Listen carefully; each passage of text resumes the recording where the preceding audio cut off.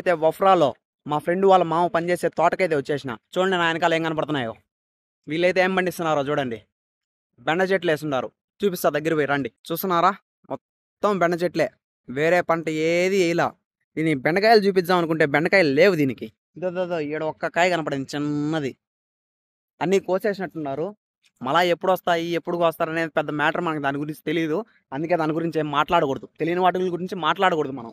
చూస్తున్నారా, మొత్తం అన్ని బెండ చెట్లు. వీళ్ళు డ్రిప్పులు కూడా వేస్తున్నారు, నీళ్లు పోతున్నాయి చెట్లకి. కనపడుతుందే. ఇక్కడ పనిచేసే వర్కర్స్ ఎక్కడుంటారు ఏమని చూపిస్తారండి. కనపడుతుంది కదా ఈ చెట్ల దగ్గర మధ్యలో సందు.